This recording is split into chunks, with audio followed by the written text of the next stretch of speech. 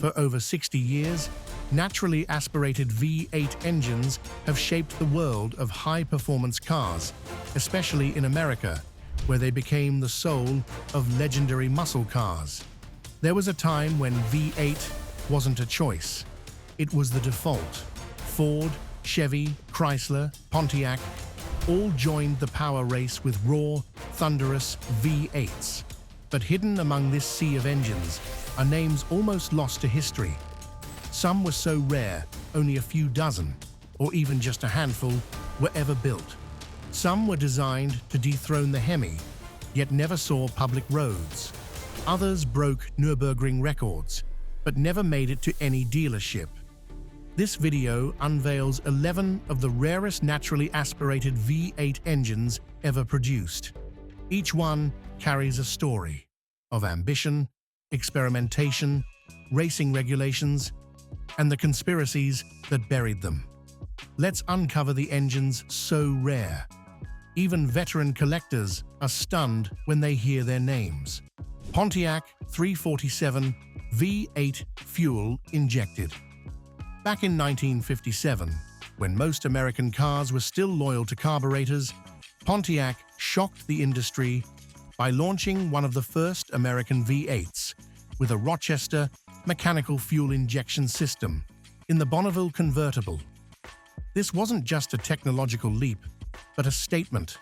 Pontiac was ready to compete in the high-performance arena.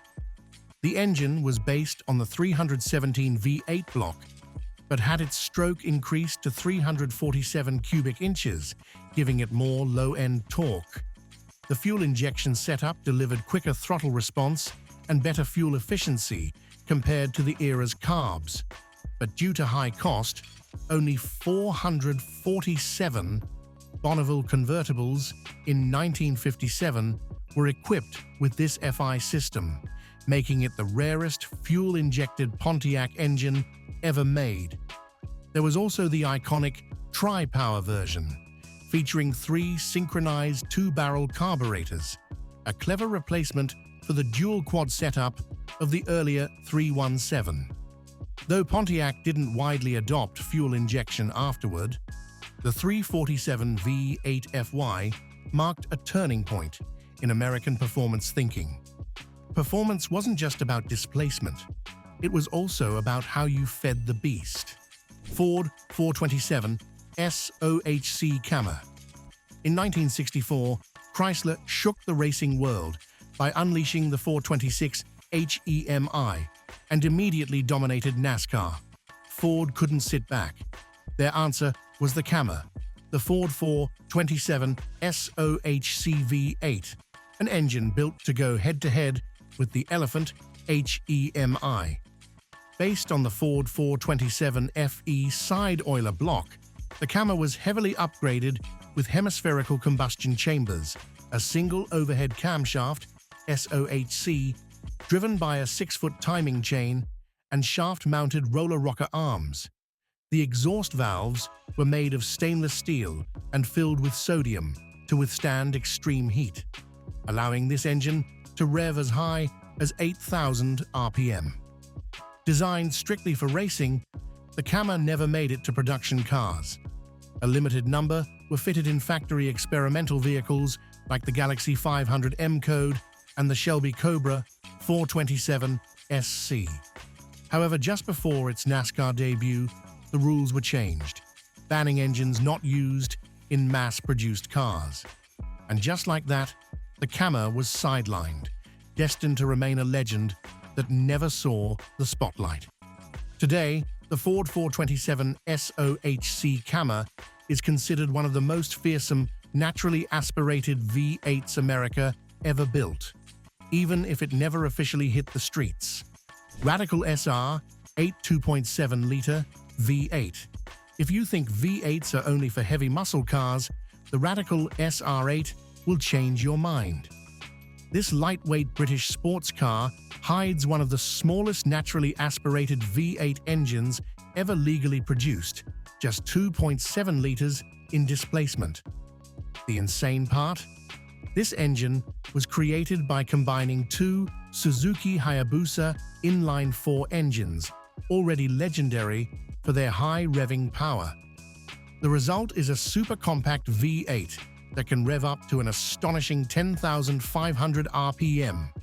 Radical named it the RPERPX V8, pairing it with an in-house developed 6-speed sequential gearbox. In the SR8, this 2.7-liter powerhouse launches the car from 0 to 60 miles per hour in just 2.8 seconds, with a top speed of 175 miles per hour. In 2005, a Radical SR8 equipped with this engine broke the Nürburgring lap record for road-legal cars, a feat many million-dollar hypercars have failed to match. Only 273 units of the SR8 were ever made, making this 2.7-liter V8 not just a technical marvel, but also a coveted collector's gem in the world of high-performance machines. Pontiac 421 Superduty V8. In the early 1960s, when NASCAR ovals and drag strips were the ultimate battlegrounds for American automakers, Pontiac unleashed a true warrior. The 421 Superduty V8, an engine never meant for the masses. This wasn't a mass-production motor, but a race-ready crate engine built in extremely limited numbers. According to Pontiac records, only 155 Catalina Super Duty cars and 16 Grand Prix SDs were officially equipped. A few more were sold as crate engines to private race teams, bringing the total to around 180 units. The 421 Super Duty boasted standout engineering for its time: an all-aluminum intake manifold, performance camshaft, lightweight pistons, and an optional dual fuel system. The most powerful version used dual quad carburetors, cranking out up to 468 horsepower, a monstrous figure in an era when 400 horsepower was already considered godlike. This engine was built to win, and it helped Pontiac become a serious force in early 60s racing. Though few have ever seen or owned one, the 421 SD remains a technical icon and the cornerstone of Pontiac's legendary Super Duty era. Ford 351 SVT Cobra R.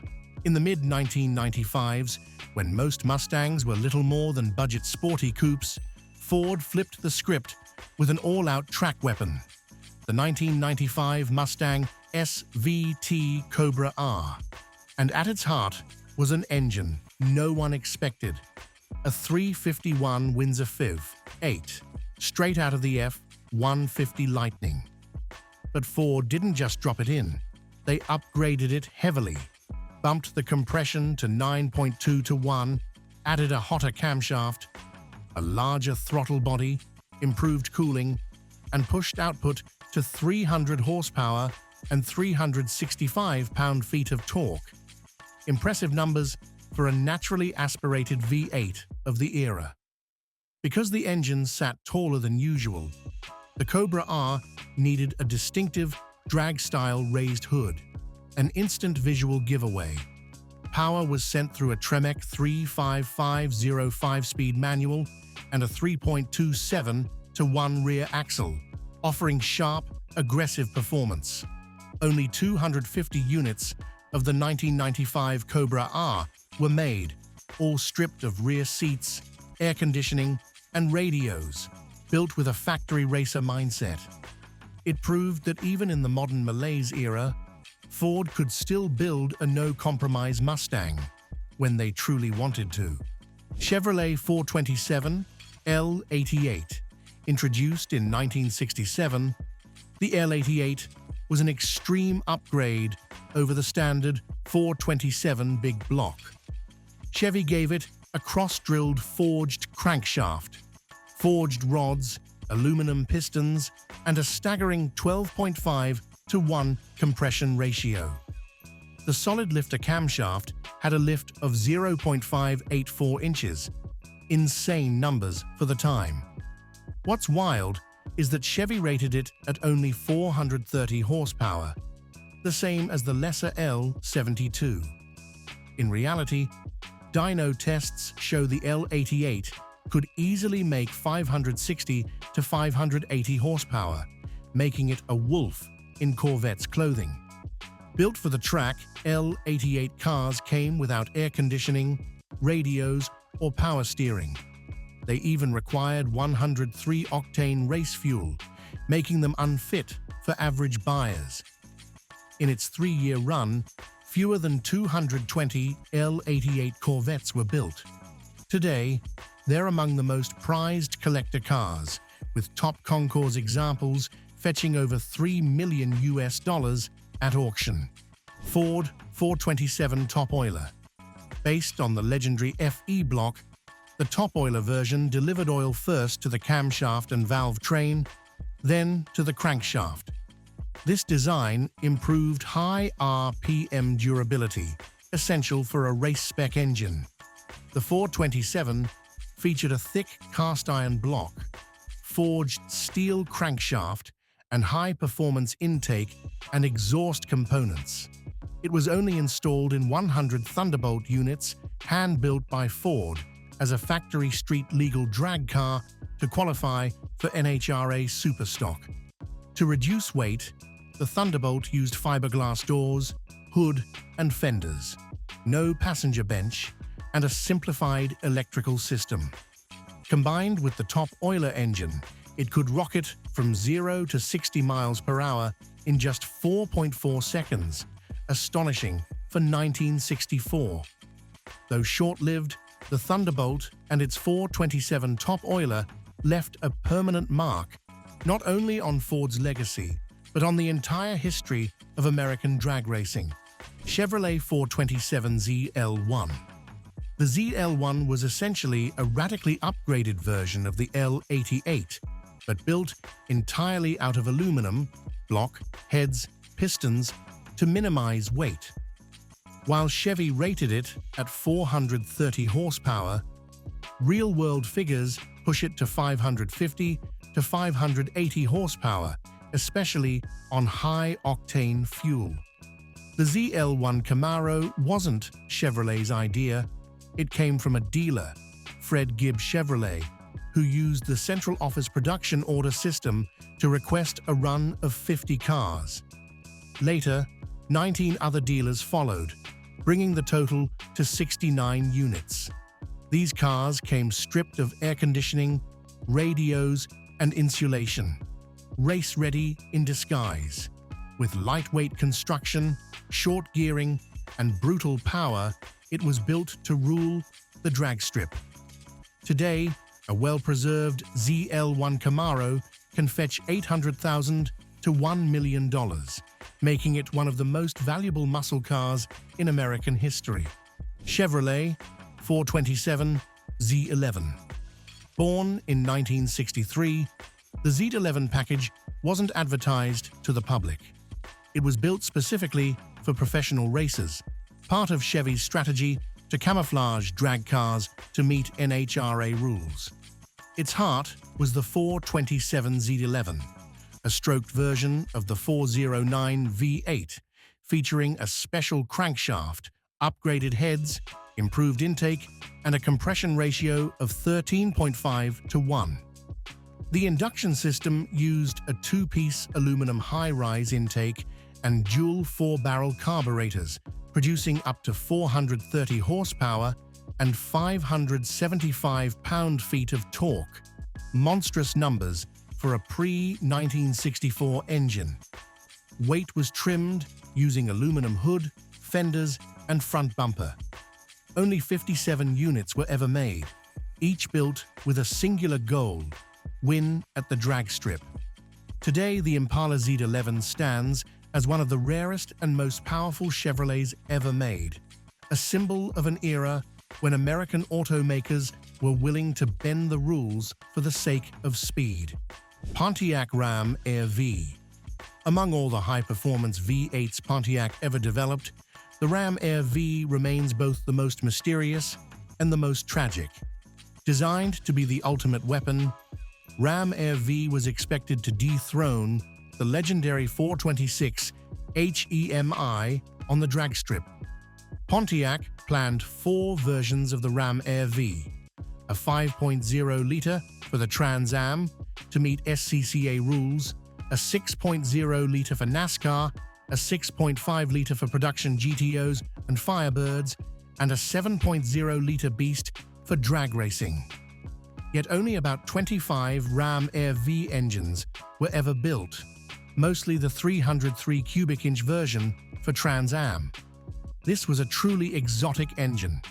Tunnel port heads, massive combustion chambers, race-spec camshaft, and custom intake exhaust design, all optimized for high RPM horsepower. One 1969 Trans Am equipped with a Ram Air V sold at auction for $143,000, proving its rarity and collector appeal. Sadly, changes in homologation rules, EPA pressure, and internal cost-cutting killed the entire Ram Air V program. A silent end to an engine once poised to be Pontiac's next king of performance. Chevrolet 302 Hemi. Last on the list, but perhaps the most mysterious of them all, the Chevrolet 302. Hemi is a V8 engine so obscure, even its existence sparks debate. If not for one man, Smokey Yunick, the world might never have heard of it. In the late 1960s, the Trans Am Racing Series limited engines to 305 cubic inches. Chevy answered with the Z/28 and a 302 cubic inch small block, but Yunick, the legendary NASCAR engineer, believed they could do better. He developed a prototype 302 V8 with HEMI heads, combining custom pistons, a redesigned intake system, and hemispherical combustion chambers. The result was a featherweight, high-revving engine that allegedly outperformed the 426 HEMI at the upper end of the power band. Only 3 prototypes of the Chevy 302 HEMI are known to exist. One of them was fitted into a 1968 Camaro, making it the only known Camaro to ever carry a factory Hemi engine. Because it was never mass-produced, the project was buried quietly by Chevrolet, omitted from official engineering records. But for die-hard gearheads, it stands as a symbol of bold engineering, creative risk, and pure racing spirit.